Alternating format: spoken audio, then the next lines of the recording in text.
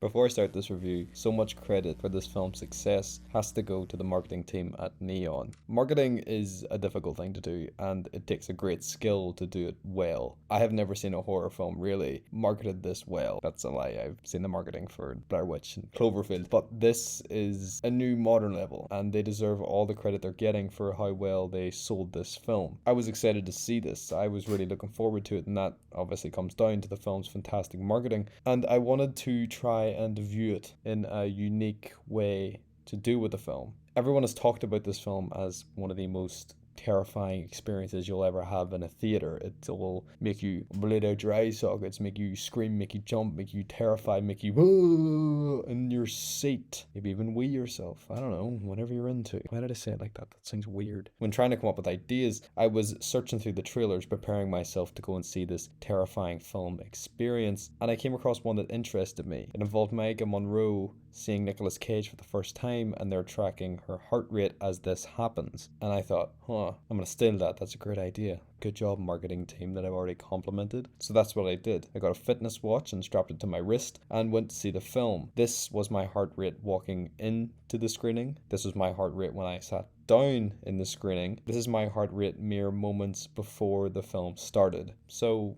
with all this in mind, was this truly the most terrifying film of recent memory? Kind of, but not in a way that you would expect.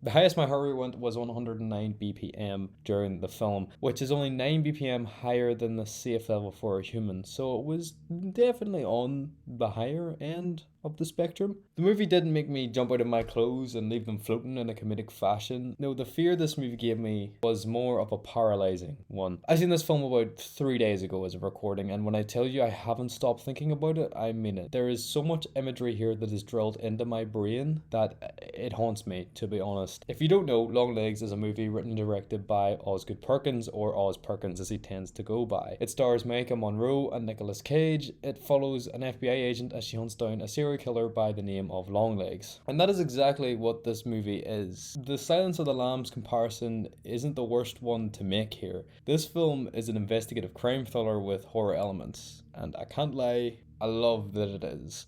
It's a genre that I've always enjoyed, and I feel like a lot of people enjoy, because nearly every review I watch of this, people talk about how much they enjoy films like this, these really deep, dark, investigative crime thrillers, and this film fits into that category perfectly, but does it in such a unique way that kind of reinvents it. You see, these deep, twisted crime thrillers, they tend to be more on the realist side, while this film still has some fantastical, elevated horror elements, and that's a big positive I can give it, because it's something that I can return to. Don't go into this film expecting a jump scare filled anxiety ride, because that is not what it is. This is a slow, haunting movie that slowly drills its way into your brain and sticks with you. I don't try to write my reviews right after I see them, because my true opinion of a film tends to reveal itself to me a few days after I see it, and most often my opinion of the film goes down. Not in like a I hate this, but in just a less excited way that I felt right after seeing it. This is not the case with Longlegs. This film has remained on my mind, not in the forefront but quietly in the background. My brain switching to it ever so often as a truly striking image from the film comes front and center and just leaves me sitting there going, I don't like that.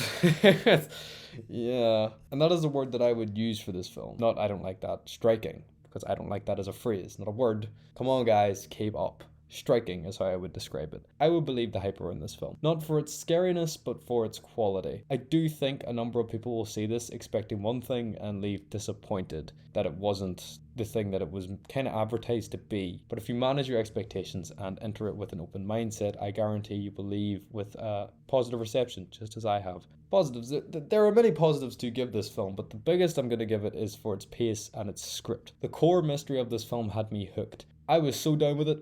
As the film developed, I found myself becoming more enamored with it. The central focus of Lee, our main character, as she discovers more and more about the killings and their circumstance, just had me get more and more and further into it. I was sucked deeper into the world of it. It allowed for the film to fly by for me, and it really makes the film such an elevated experience and such an enjoyable experience that I could see myself returning to. But I think the story and the mystery is such a make or break for anybody who goes to see this. If you don't buy this mystery or this story, I don't know if you'll enjoy it as much much as I have. The performances, Maika Monroe is immense in this film. She has a lot to carry and she does it so expertly. This whole film is really put on her. She gives such a subtle performance. She isn't fazed by much of the elements that go on in the film, and she presents that in her character, but you can see by the mannerisms and her movements, you can feel her stress throughout it as the tension builds and the circumstance builds, and she discovers more and more. You can feel the fear underneath her steely outlook in her character. She plays the character like she's possessed,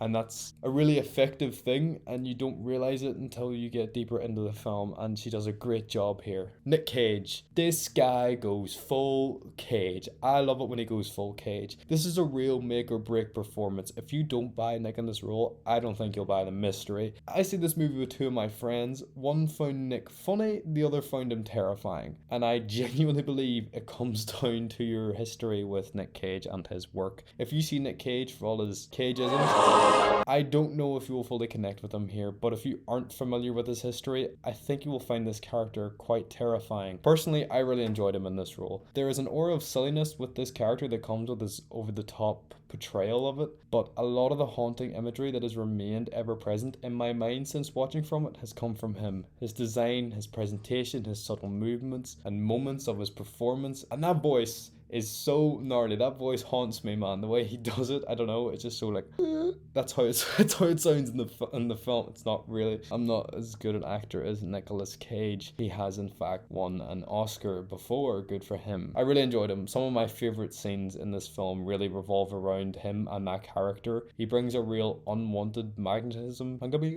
He brings a real unwanted magnetism to the role. You don't want to watch him, but you can't seem to take your eyes off him. I don't think any other actor could have played this role the same way that he played it and have the same effect, and that's a big compliment to him and his performance. The cinematography was striking, and some of the more experimental aspects when it comes to the aspect ratio and the framing within that, cutting to the 4:3 aspect ratio for the more interesting backstory stuff, for the flashback scenes, creates a nice dynamic between the modern day and the history of the killings. The supernatural presence within the film were interesting and enjoyable. The lighting on Nicolas Cage, he always seemed to be white, and that comes down to the character, but it really made him stand out in such a haunting way and made him seem like a ghostly apparition throughout the film where you didn't really know if he was real. But there's such a strong use of contrast here, especially in certain sequences to do with snow earlier in the film and with some of the presentation of the characters in scenes. The film makes you feel distinctly uncomfortable. It doesn't really let up. It really uses this unique approach in holding shots. It really holds shots for a really long time and sets them at wide angles, really wide angles, and leaves a lot of open doorways and open passageways to where you constantly feel nervous as you're watching it. You feel like something can just come in and just disrupt the whole calmness of the scene and just completely ruin your mood, honestly, which wouldn't surprise me. But there's not many major scares. There's nothing that will make you go, "Bwah." The only real jump scares I can think of are so sudden and abrupt that they really catch you off guard, and it's not a jump because you have no anxiety going into them. You just witness them happen and you just sit there frozen. This is where I talk about the paralyzing fear. When this film ended, I went to get up and I couldn't. I didn't realize how tense I was the whole time watching it until right at the end when the credits started rolling and people were getting up, and I sat up and I was like, my legs have like no feeling. I was just stuck to my seat the whole time. You can't take your eyes off this film. Honestly, you will watch it and just be completely sucked into it. And that comes down to the filmmaking, but also the story. This is why I'm saying the story is so important. If you do not buy the story of this film, you will probably not enjoy this as much as I did. I really want to see it again. I'm drawn